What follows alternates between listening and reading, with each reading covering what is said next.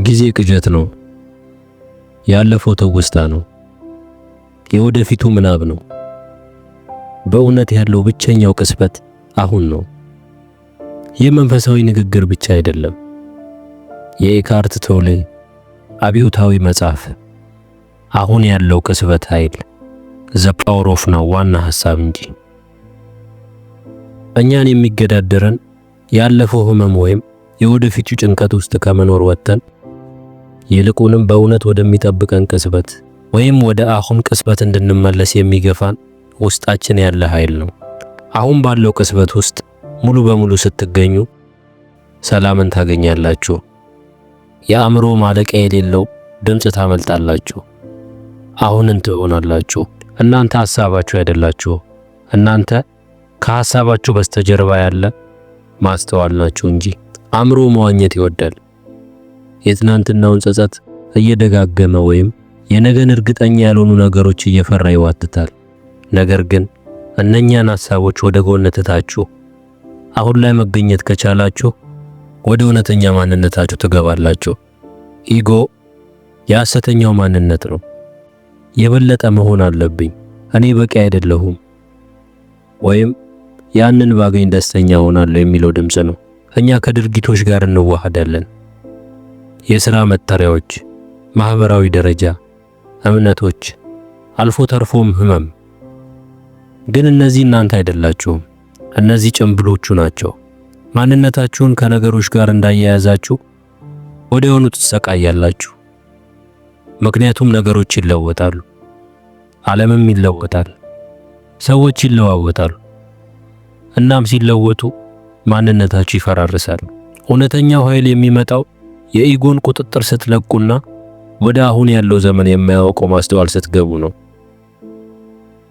እውነተኛ ማንነታችሁ ታሪካችሁ አይደለም፣ እሱ መገኘታችሁ ወይም ፕሬዘንሳችሁ ነው። የህመም አካል ወይም ፔን ቦዲ ጽንሰ ሐሳብ በውስጣችን የሚኖር በተወሰኑ ሁኔታዎች የሚንቀሳቀስ የስሜታዊ ህመም ክምችት ነው። እሱ በድራማ በግጭትና በአሉታዊነት ይመገባል።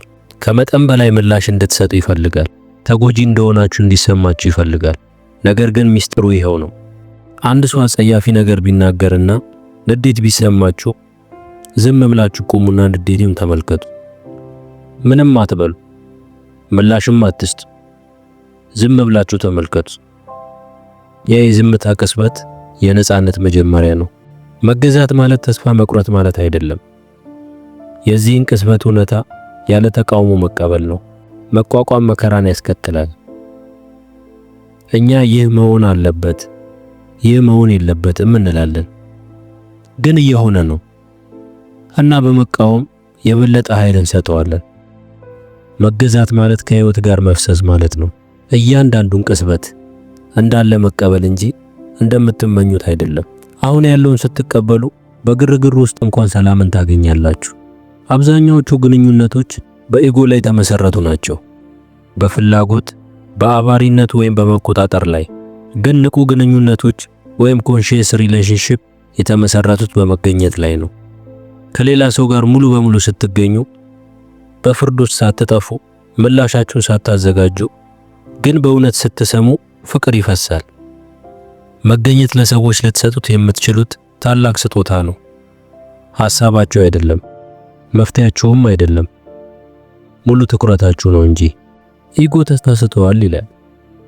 ነገር ግን መገኘት ያለፉ ታሪኮችን በግልጽ ለያቸው ይላል። መረጋጋት በዝምታ ውስጥ መቀመጥ ብቻ አይደለም።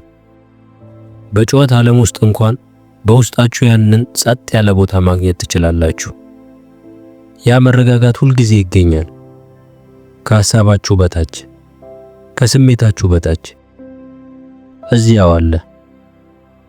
ማሰላሰል ወይም ሜዲቴሽን፣ ተፈጥሮ፣ ጥልቅ መተንፈስ፣ እነዚህ መግቢያዎች ናቸው። ነገር ግን ቁልፉ ማስተዋል ነው። ሐሳቦቻችሁን ማስተዋል፣ ከእነርሱ ጋር አለመታገል ነው። መረጋጋት ማለት የድምጽ አለመኖር ማለት አይደለም። ድምጽ የሚመጣበትና የሚሄድበት ክፍተት ነው። ታዲያ ይህን ጥበብ ወደ ዕለታዊ ህይወት እንዴት ትለውጡታላችሁ? ዕቃ እያጠባችሁ ከሆነ ዝም ብላችሁ ተው። እየተራመዳችሁ ከሆነ ዝም ብላችሁ ተራመዱ። እየሰራችሁ ከሆነም ዝም ብላችሁ ስራችሁን ስሩ። መገኘት ተራውን ወደ ቅዱስነት ይለውጠዋል። እያንዳንዱ ቅጽበት ለመንቃት እድል ነው። ወደ መገለል ቦታ መሄድ አያስፈልጋቸውም። አሁን ያለው ቅጽበት እዚህ አሁን ይገኛል። ምንም ነገር እየሰራችሁ ቢሆን ለአፍታ ቆም በሉና አንድ ጥልቅ ትንፋሽ ውሰዱ። ያ መግቢያው ነው። ይህ ቅጽበት ብቻ ነው ያለው እና በዚህ ቅጽበት እናንተ በቂ ናችሁ። የሰላም ባለቤት ለመሆን የሆነ ነገር ማሳካት አያስፈልጋችሁም።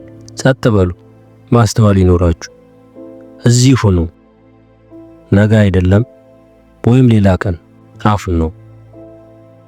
አመሰግናለሁ።